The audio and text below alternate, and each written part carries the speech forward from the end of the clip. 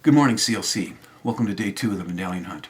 I thought yesterday went pretty good, except I had an embarrassing moment. At one point, a student I didn't even know came into my classroom and pointed out that I misspelled the word Holden Caulfield. I misspelled his name from Catcher in the Rye. Pretty embarrassing. You guys, I'm getting older. I can't type as well as I once could. A couple observations before I might drop a clue or two.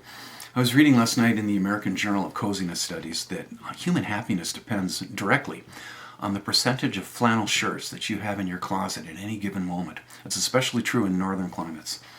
And researchers have determined that if you combine flannel with your favorite cup of coffee and a comfortable pair of blue jeans, rates of anxiety and depression just drop to zero.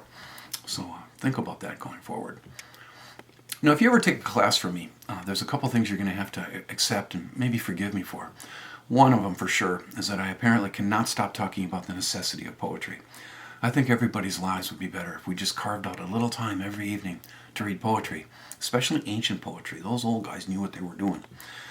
And there's some characters that I'm going to keep talking about again and again, semester after semester. And one of them is Huckleberry Finn, and the other is Odysseus, who stars in Homer's Odyssey. You know, I've been teaching literature for 37 years. That's how old Eric Hepner is, okay? That's how long I've been talking about these guys. I started teaching when Eric Hepner, director of Student Life, was just a little baby in a bassinet staring fixedly at nothing. And I'm almost at the end of my 4th decade talking about Odysseus and Huckleberry Finn. I love those guys. They're always on the move. They are always traveling some kind of adventure.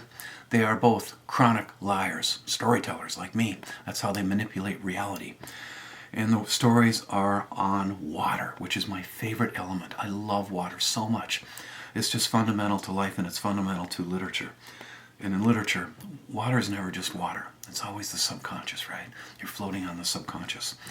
Another thing that binds those two guys together is that at one point, they both need rafts to get somewhere, to get over water. And now, by analogy, I'm also thinking of 2 other great characters in literature, another great buddy story. I think you know who I'm talking about. Oh, crap. Look how badly I typed that first name and the second name is missing. It's like I've had a stroke or something. It's too late to reshoot this video. You're just going to have to work with that. Whoever that is.